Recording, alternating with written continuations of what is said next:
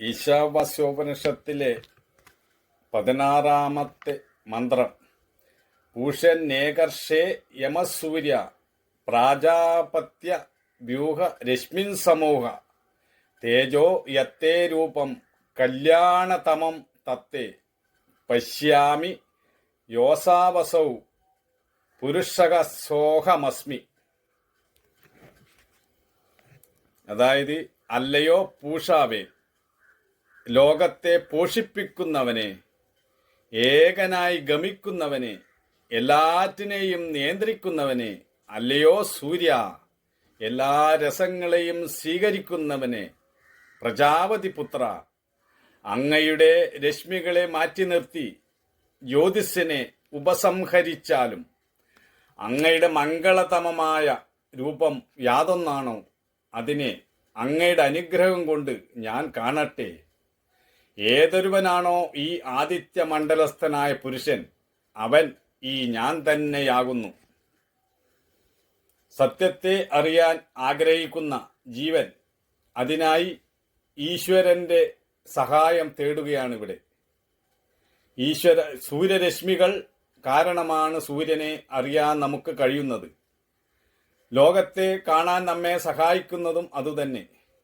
എന്നാൽ അതേ രശ്മികൾ തന്നെ സൂര്യന്റെ യഥാർത്ഥ സ്വരൂപത്തെ അറിയുന്നതിൽ നിന്നും നമ്മെ തടുക്കുകയും ചെയ്യുന്നു.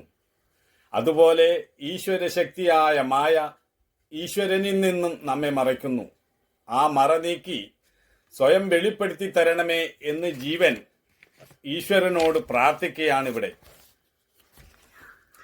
ആ മറ കൃപാപൂർവം മാറ്റിത്തന്നാൽ താനും ഈശ്വരനും ഒന്നു തന്നെ എന്ന് ജീവന് അറിയാൻ കഴിയും.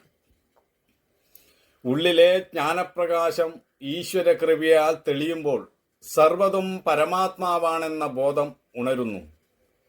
ഏകനായി ഗമിക്കുന്നവൻ എന്ന് പറഞ്ഞാൽ സകലത്തിൻ്റെയും ആത്മാവായി വർത്തിക്കുന്ന പരമ്പൊരുള് ഒന്നു തന്നെയാണ് എന്ന് സാരം.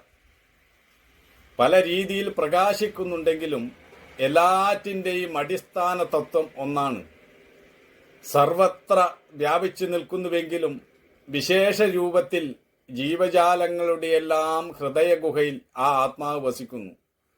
അതുകൊണ്ട് പറയുന്നു എല്ലാ അറിവുകളെയും അറിയുന്നത് എന്ന്. അതായത്, സർവവ്യാപിയായ അങ്ങ് തന്നെയാണ് ജീവനും പ്രാണനുമായിരിക്കുന്നത് എന്ന് സാരം. ഒരേ സത്യം തന്നെയാണ് ആദിത്യമണ്ഡലത്തിലും എന്നിലും ഉള്ളത്. ഒരിക്കലും വേറെയല്ല, അങ്ങു തന്നെയാണ് ഞാൻ എന്ന് എനിക്ക് ബോധ്യമായി. കണ്ണിലിരുന്നു കൊണ്ട് കാണുന്ന അതേ പുരുഷൻ തന്നെയാണ് സൂര്യനിലും ഇരുന്ന് പ്രകാശിക്കുന്നത് എന്ന തത്വമാണ് ഇവിടെ ബോധിപ്പിക്കുന്നത്. നമ്മുടെ ആത്മാവായി വിളങ്ങുന്ന ഈശ്വരൻ ഒന്നു തന്നെയാണ്. ഒരു വിത്തിലിരിക്കുന്ന അണുസമാനമായ ജീവൻ പടർന്നു പന്തലിച്ച് നിൽക്കുന്ന വൻമരമായി വളർന്നു വരുന്നത് നാം കാണുന്നു. ആ വൃക്ഷത്തിലെ പൂക്കളിൽ നിന്നും തേൻ നുകരുന്നു വണ്ടുകൾ, തേനീച്ചകൾ മുതലായവ ജീവിക്കുന്നു. അതിൻ്റെ കായ്കനികൾ തിന്ന് പക്ഷികളും മനുഷ്യരുമൊക്കെ ജീവിക്കുന്നു. ഒന്ന് മറ്റൊന്നിനെ പോഷിപ്പിച്ചുകൊണ്ടിരിക്കുന്നു. എല്ലാ ജീവജാലങ്ങളും പരസ്പരാശ്രയത്തിലാണ് കഴിയുന്നത്. നമ്മിലോടുന്ന രക്തവും മാംസവും പ്രകൃതിയിൽ നിന്നും ലഭിച്ചതാണ്. കടലിലെ വെള്ളം നീരാവിയായി മഴയായി വർഷിച്ചാണ് എല്ലാ ജീവജാലങ്ങളെയും പോഷിപ്പിക്കുന്നത്. എല്ലാവരിലുമുള്ള ജലം ഏകമായ കടൽ ജലമാണ്. എല്ലാ ജീവജാലങ്ങളിലുമുള്ള ഊർജം ഏകനായ സൂര്യനിൽ നിന്നാണ് ലഭിക്കുന്നത്. എല്ലാ ജീവജാലങ്ങളെയും നൂലിൽ മണിയെന്ന പോലെ കോർത്തിണക്കി നിർത്തുന്ന വായു ഏകമാണ്. ഇതിനെല്ലാം കാരണമായിരിക്കുന്നത് പരമാത്മാവാണ്, അഥവാ ബ്രഹ്മമാണ്. തൻ്റെ ഉള്ളിലിരിക്കുന്ന സൂര്യനും പുറത്തുള്ള സൂര്യനും രണ്ടല്ല. തൻ്റെ ഉള്ളിലുള്ള ആകാശവും പുറത്തുള്ള ആകാശവും രണ്ടല്ല. തൻ്റെ ഉള്ളിലുള്ള വായുവും പുറത്തുള്ള വായുവും രണ്ടല്ല. ഈ ജഗത്തായി കാണപ്പെടുന്ന നാമരൂപങ്ങളെല്ലാം ആത്മാവ് തന്നെയാണ്. ആത്മാവ് ആത്മാവിനെ തന്നെ കാണുന്നു, ആത്മാവിനെ തന്നെ സ്പർശിക്കുന്നു, ആത്മാവിനെ തന്നെ അനുഭവിക്കുന്നു. എല്ലാം ജനിക്കുന്നത് ബ്രഹ്മത്തിൽ അഥവാ ആത്മാവിലാണ്. നിലനിൽക്കുന്നതും ആത്മാവിലാണ്. എല്ലാറ്റിൻ്റെയും ശക്തിയും അതുതന്നെ. അതിനാരാണോ അറിയുന്നത് അവൻ അതായി തീരുന്നു. ആരാണോ ഞാൻ വേറെ നീ വേറെ എന്ന് ചിന്തിക്കുന്നത് അവൻ സത്യമറിയുന്നില്ല. ജീവജാലങ്ങളിലെ ജീവൻ ഞാൻ തന്നെ എന്നു ഗീതയിൽ 10-ാം അധ്യായം 22-ാമത്തെ ശ്ലോകത്തിൽ ഭഗവാൻ പറയുന്നു. നാം ഓരോരുത്തരും വേറിട്ട ഞാൻ എന്നു സ്പഷ്ടമായി അനുഭവിക്കുന്ന ജീവചൈതന്യം വാസ്തവത്തിൽ ഒന്നു തന്നെയാണ്. അജ്ഞാനം ഉള്ളിലാണ്, ജ്ഞാനവും ഉള്ളിലാണ്.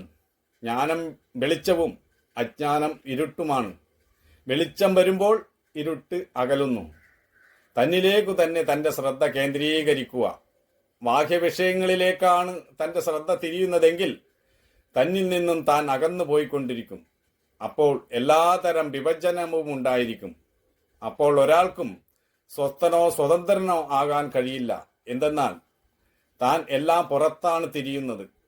മറ്റു വസ്തുക്കളെയും വ്യക്തികളെയും ആശ്രയിച്ചാണ് തൻ്റെ സുഖങ്ങൾ നിലനിൽക്കുന്നത്. ഇങ്ങനെയുള്ളവർ ദൈവത്തെ പോലും ഒരു വസ്തുവായി കരുതുന്നു. അമ്പലങ്ങളിലും പള്ളികളിലും മോസ്കുകളിലും ദൈവത്തെ അന്വേഷിക്കുന്നു. ആകാശത്തിനപ്പുറം സ്വർഗമുണ്ടെന്ന് കരുതി സ്വർഗത്തിനായി ആഗ്രഹിക്കുന്നു. ഇത്തരക്കാരുടെ എല്ലാ ആരാധനകളും വെടിയിലാകുന്നു. മാത്രമല്ല, ദൈവം പലതുണ്ടെന്ന് കരുതുന്നു. ദൈവത്തെ പലതായി തരംതിരിക്കുന്നു. ദൈവത്തിൻ്റെ പേരിൽ മതങ്ങൾ ഉണ്ടാക്കുന്നു. അങ്ങനെ മതത്തിൻ്റെ പേരിൽ തേരി തിരിഞ്ഞ് തമ്മിലടിക്കുന്നു. എത്ര വിചിത്രമാണ് ഈ കാഴ്ച! സത്യവുമായി നാം ഒന്നായി തീരുമ്പോൾ എല്ലാ വേർതിരിവുകളും അവസാനിക്കും. നാം സ്വസ്ഥരും ശാന്തരുമായി തീരും. ഓരോ നിമിഷവും അനുഗ്രഹം നിറഞ്ഞതായിത്തീരും.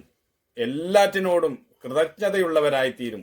ഈ കൃതജ്ഞത തന്നെയാണ് യഥാർത്ഥ ആരാധന. ഈ കൃതജ്ഞത ഹൃദയത്തിൽ നിറയുമ്പോൾ എല്ലാറ്റിനോടും സ്നേഹവും ആദരവും ഉണ്ടാവും. ആരെയും നാം അന്യരായി കാണില്ല. ഇവിടെ ശത്രുതയ്ക്ക് സ്ഥാനമില്ല. നമ്മൾ ബലഹീനരായതുകൊണ്ടാണ് മതത്തിൻ്റെയും ദൈവത്തിൻ്റെയും പേരിൽ ഇത്രയധികം സംഘർഷങ്ങൾ ഉണ്ടാക്കുന്നത്. ദൈവത്തിൻ്റെയും മതത്തിൻ്റെയും പേരിൽ ലോകം മുഴുവൻ യുദ്ധങ്ങളും കലാപങ്ങളും ഉണ്ടാക്കുന്നു. ശാന്തിയും സമാധാനവും നഷ്ടപ്പെടുത്തുന്നു. നമ്മൾ അസംബന്ധങ്ങൾ മാത്രം സൃഷ്ടിച്ചുകൊണ്ടിരിക്കുന്നു. സത്യസന്ധമായി നാം കാര്യങ്ങൾ വിലയിരുത്തുന്നില്ല.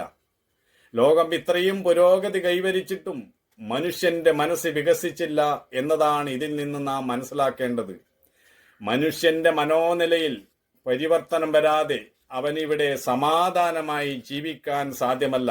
അതുകൊണ്ട് എല്ലാറ്റിലും നിറഞ്ഞ ആ ഏകതയെ കാണാൻ നാം ഓരോരുത്തരും ശ്രമിക്കുമ്പോൾ മാത്രമേ വ്യക്തിക്കും സമൂഹത്തിനും ലോകത്തിനു മുഴുവൻ ശാന്തിയും സമാധാനവും കൈവരികയുള്ളൂ എന്നതാണ് ഇതിന്റെ സാരം.